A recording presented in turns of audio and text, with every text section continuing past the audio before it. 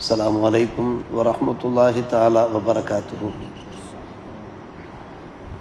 أعوذ بالله من الشيطان الرجيم. بسم الله الرحمن الرحيم.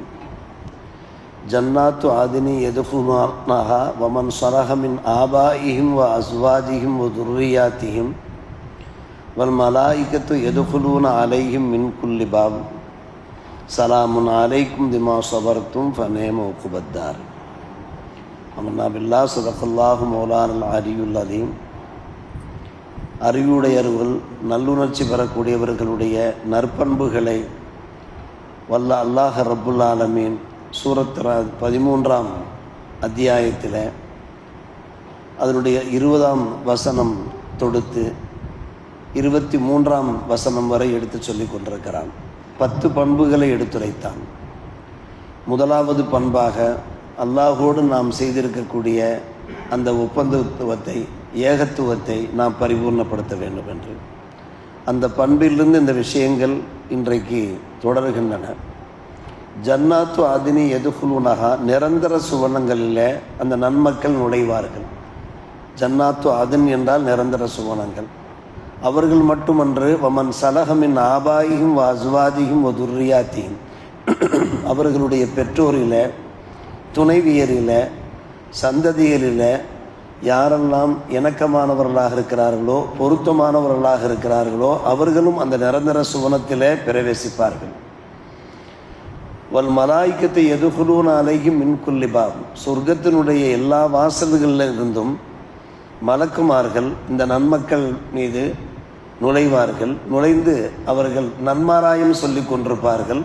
சலாமுன் அலைக்கும் பிமா சபரத்தும், உலகிலே நீங்கள் வாழ்கின்ற போது பொறுமையோடு வாழ்ந்தீர்களே, சகிப்புத்தன்மையோடு வாழ்ந்தீர்களே, உங்கள் மீது அல்லாஹ்வுடைய சாந்தியும் சமாதானம் உண்டாகட்டுமாக. ஃபனேம உக்பத்தார், மறுமையிலே நீங்கள் வந்திருக்கக்கூடிய இந்த சுவனபதி இருக்கிறத மிக சிறப்பானதாக இருக்கிறது, உயர்வானதாக இருக்கிறது என்று அவர்கள் நன்மாராயம் சொல்லியவாறு இருப்பார்கள். இந்த நன்மக்களில் வல்ல அல்லாஹ் நம்மையும் நம்முடைய குடும்பத்தினரையும் உற்றார் உறவினர்கள் உம்மத்தார் எல்லோரையும் சேர்த்து கொள்வானாக. கவனிக்க வேண்டிய விஷயம் என்னவென்றால், சொர்க்கம் இருக்கிறது. இந்த 10 பண்புகள் உள்ளவர்களுக்கு, பண்பாளர்களுக்கு சுவனம் இருக்கிறது. வல்ல அல்லாஹ் என்ன செய்கிறான், அந்த சுவனவாசிகள் உயர்ந்த தரஜாவை பெற்றவர்கள், சிறந்த பண்புகளை பெற்றவர்கள், அவர்களை மகிழ்விக்கின்ற முறையில் கவனிக்க வேண்டும். அவர்களுக்கு உகந்த, அவர்களுக்கு பிரியமான அவருடைய பெற்றோரையும் அல்லாஹ் சொர்க்கத்திற்கு கொண்டு வந்துவிடுவான். இது சாதாரணமான ஒரு விஷயம் அல்ல. பெற்றோர் மட்டுமன்று அவருடைய துணைவியரை கொண்டு வருவான். துணைவியர் மட்டுமன்று அவருடைய பிள்ளைகளையும் கொண்டு வந்து சொர்க்கத்திலே சேர்த்து விடுவான். ஆனால் இந்த 10 பண்புகளும் அவரிடத்தில் இருக்கும் என்பதற்கு உத்தரவாதம் இல்லை. பரிபூர்ணமான ஈமான் இருந்தது. அதன் காரணமாக தான் மமன் சலஹ என்கிற வார்த்தையை அல்லாஹ் பயன்படுத்துகிறான். பெற்றோரிலே யார் தகுதி படைத்தவராக இருக்கிறார்கள், தகுதி என்றால் சம்பூர்ணமான ஈமான் இருக்க வேண்டும். இவர்கள் அளவுக்கு அவர்கள் பெரிய அளவுக்கு அமல்கள் செய்யாவிட்டாலும் கூட, பெரிய அளவுக்கு இபாதத்துகள் வணக்க வழிபாடுகளில் ஈடுபடாவிட்டாலும் கூட, வல்ல அல்லாஹ் இவர்களை மகிழ்விக்கும் வகையில் இவர்களை அல்லாஹ் ரப்புல் ஆலமீன் சொர்க்கத்திலே கொண்டு வந்து சேர்க்கிறான் என்பது பெரிய விஷயம் அல்லவா? இந்த உலகத்திலே நாம் வாழ்கின்ற போது நாம் ஆசைப்படுகிறோமே, நம்முடைய பெற்றோரோடு நாம் இருக்க வேண்டும், நம்முடைய துணைவியரோடு நமக்கு யார் உகந்தவர்களோ அவரோடு இருக்க வேண்டும், நம்முடைய பிள்ளைகளோடு இருக்க வேண்டும். உலகிலே எங்கு சென்றோம் என்றாலும் நம்முடைய நினப்பெல்லாம் பெற்றோர் உயிரோடு இருந்தார்கள் என்றால் அவர்களை பார்க்க வேண்டும் என்கிற ஆசை வரும், துணைவியரை காண வேண்டும் என்கிற ஆசை வரும்,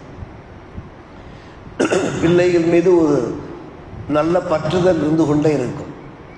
நாம் நம்முடைய பிள்ளைகளை பார்க்கிற போது ஒரு தனி மகிழ்ச்சி, கிளர்ச்சி ஏற்படுகிறது.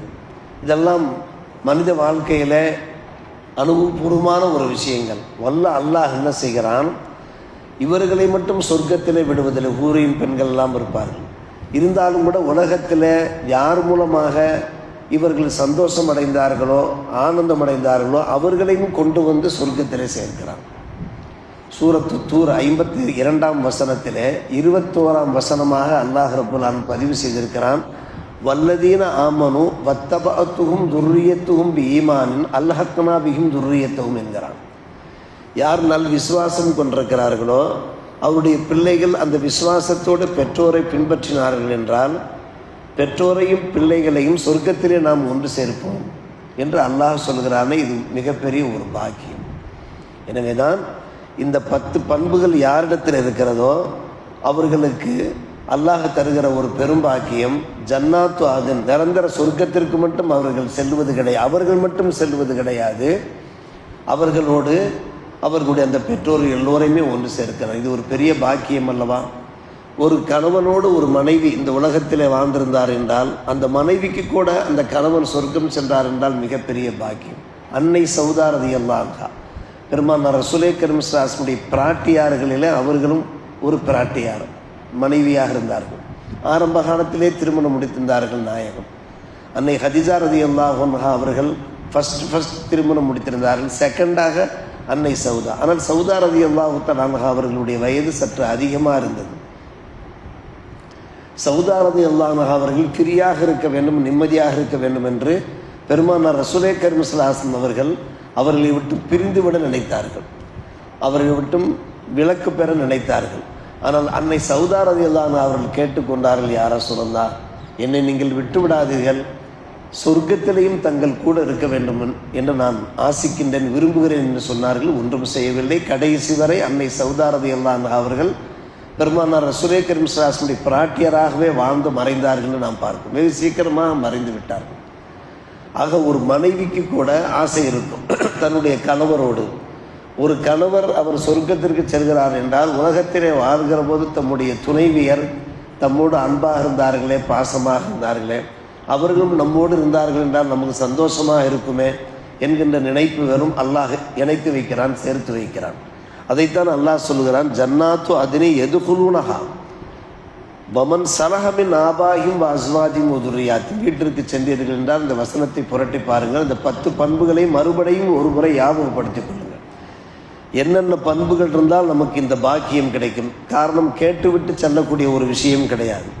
அல்லாஹோடு செய்திருந்த அந்த ஒப்பந்தத்தை நிறைவேற்ற வேண்டும், உடன்படிக்கையை முறிக்கக்கூடாது, யாரோடு சேர்ந்திருக்க வேண்டும் என்று அல்லாஹ் கட்டளை பிறப்பித்தான் அவரோடு சேர்ந்திருக்க வேண்டும், ரப்பை பயந்து வாழ வேண்டும், மறுமை நாளிலே கடினமான விசாரணை பயப்பட வேண்டும், அல்லாஹுடைய திருப்புறத்தை தேடி பொறுமையை மேற்கொள்ள வேண்டும், ஐவேளை தொழுகையை நிலைநாட்ட வேண்டும். அல்லாஹ் கூறுகிறான், நாம் வழங்கிய செல்வங்களிலிருந்து அவர்கள் தர்மம் செய்வார்கள், ரகசியமாக பரகசியமாக தர்மம் செய்ய வேண்டும். அதே போன்று கடைசியாக அல்லாஹ் சொன்ன, நேற்று நாம் வாசித்து காண்பித்தோம், நன்மையின் மூலமாக தீமையை தடுக்க வேண்டும் என்று. 10 பண்புகள். நம்பர் 1, நம்பர் 2 எண்ணி பார்த்தோம் என்றால் இந்த பண்புகள். இதில் ஒரு முக்கியமான விஷயம், அருமை சகோதரர்களே, அங்கே சொர்க்கத்திற்கு நாம் சென்று விடுகிறோம். மலக்குமார்கள் சொர்க்கத்தினுடைய எல்லா வாசல்களும், நம்முடைய பள்ளியில் எத்தனை வாசல்கள் இருக்கின்றன, நூற்றுக்கணக்கான வாசல்கள் இருக்கும். எல்லா வாசல்கள் வழியாகவும் அல்லாஹ் வானவர்களை அந்த சொர்க்கவாசிகள் பக்கம் அனுப்பி வைத்து நன்மாராயம் சொல்லுகிறான். சலாமுன் அலைக்கும் பிமா சபரத்தும். உலகத்திலே வாழ்கின்ற போது இந்த 10 பண்புகள் உடைய பண்பாளர்களாக நீங்கள் வாழ்ந்தீர்களே, உங்களுக்கு கஷ்ட நஷ்டங்கள் வரும்போதெல்லாம் நீங்கள் பொறுமை காத்தீர்களே, வணக்க வழிபாடுகளில் நீங்கள் பொறுமை காத்தீர்களே, வணக்க வழிபாடுகளில் பாவங்கள் செய்யாமல் நீங்கள் சபுர் செய்தீர்களே, அதற்காக அல்லாஹ்வுடைய சாந்தி உங்கள் மீது உண்டாகட்டும் என்று அவர்கள் நம்மை வரவேற்கிறார்கள். அன்பான பெருமக்களே, ஒரு சபைக்கு செல்கிறோம், ஒரு மாநாட்டுக்கு செல்கிறோம், ஒரு நிகழ்ச்சிக்கு நாம் செல்கிறோம் என்றால் வரவேற்பு நடக்கிறதா இல்லையா? அந்த வரவேற்பிலே முகமன் கூறி முகமலர்ச்சியோடு நம்மை வரவேற்கிற போது நமக்கு ஒரு மறுமலர்ச்சி, மன மகிழ்ச்சி ஏற்படுகிறதா இல்லையா? மலக்குமார்களே அல்லாஹ் ஏற்பாடு செய்கிறான். நீங்கள் வாசல்களில் நின்று கொண்டு அந்த சொர்க்கவாசிகளை வரவேற்பு செய்யுங்கள். நீங்கள் அடிக்கடி அவர்களை பார்த்து நீங்கள் சொல்லுங்கள், சலாமுன் அலைக்கும் பிமா சபரத்தும். நீங்கள் பொறுமையை மேற்கொண்டதனால் உங்கள் மீது சாந்தி, அல்லாஹ்வுடைய சாந்தி இருக்கிறது. இப்போ நேம அல்லாஹு இப்போ நேம உக்குபத்தார், மறுமையிலே உங்களுக்கு கிடைக்கிற இந்த பரிசு இருக்கிறத, இது அளவிலா பரிசு, ஒரு சிறப்பு வாய்ந்த ஒரு பரிசு என்று சொல்லும்போது நமக்கு எவ்வளவு ஒரு பூரிப்பாக இருக்கும் என்பதை பாருங்கள். அன்பான பெருமக்களே, ஒரு முக்கியமான விஷயம், தாங்கள் கபரஸ்தானுக்கு சென்றாலும் சரி இந்த வார்த்தையை ஓத வேண்டும். பெருமானார் ரசூலே கரீம் ஸல்லல்லாஹு அலைஹி வஸல்லம் அவர்கள் ஜன்னத்துல் பக்கீக்கு செல்லும் போதெல்லாம் இதை ஓதும். சலாமுன் அலைக்கும் பிமா சபரத்தும் ஃபநேம உக்குபத்தார். சற்று உங்களுடைய மனசில் சொல்லிக் கொள்ளுங்கள், சலாமுன் அலைக்கும் பிமா சபரத்தும் ஃபநேம உக்குபத்தார். சூரத்துல் அது 13ஆம் அத்தியாயத்துடைய 3ஆம் வசனம். நேம உக்குபத்தார். பெருமானார் ரசூலே கரீம் ஸல்லல்லாஹு அலைஹி அவர்களை பின்பற்றி 4 குலஃபாக்கள் அபூபக்கர், உமர், உஸ்மான், அலி ரலியல்லாஹு அன்ஹும் எல்லோருமே என்ன செய்வார்கள், இந்த கபரஸ்தான்களை கடந்து போகிற போது, ஜன்னத்துல் பக்கீ போன்ற கபரஸ்தான்களை கடந்து போகிற போது இந்த வார்த்தையை சொல்வார்களாம். நீங்கள் குறிப்பாக சுகதாக்கள் பொறுமையோடு அவர்கள் வீரப்போர் ஒரு மறவர்களாக திகழ்ந்தார்களா இல்லையா, ஒரு மாபெரும் வீரர்களாக திகழ்ந்தார்கள் அல்ல, அல்லாஹுடைய பாதையிலே தங்களுடைய இன்னுரை நீத்தார்களா இல்லையா. அதன் காரணமாக பெருமானார் ரசூலே கரீம் ஸல்லல்லாஹு அலைஹி அவர்கள் சலாமுன் அலைக்கும் பிமா சபர்த்தும், உலகத்திலே வாழ்கிற போது சபரோடு நீங்கள் வாழ்ந்தீர்களே, அல்லாஹ்வுடைய சாந்தியும் சமாதானம் உண்டாகட்டும், உங்களுடைய இருப்பிடம் சிறப்பாக ஆகட்டும் என்று பெருமானார் ரசூலே கரீம் ஸல்லல்லாஹு அலைஹி நன்மாராயம் கிடைக்கிறது என்றால் நாம் யோசித்து பார்க்க வேண்டும். நாமும் பிறருக்கு நன்மாராயம் சொல்ல வேண்டும், பிறரும் நமக்கு நன்மாராயம் சொல்ல வேண்டும். அந்த நன்மாராயத்துக்கு சொந்தக்காரர்களாக அதற்கு தகுதி படைத்தவர்களாக நாம் ஆக வேண்டும். அல்லாஹ் அப்படிப்பட்ட பாக்கியத்தை தந்தர் புரிவானாக. இதில் காணப்படுகின்ற 10 பண்புகளும் நம்மிடத்திலே குடியிருக்குமாறு, நம்மிடத்திலே சேர்ந்திருக்குமாறு நாம் முயற்சி எடுத்துக்கொள்வோமாக. தொடர்ந்து இந்த வசனங்களை ஆராய்வோமாக, அமல் செய்வோமாக. அல்லாஹ் அருள் புரிவானாக. வாஹிரு தஅவானா அல்ஹம்துலில்லாஹி ரப்பில் ஆலமீன்.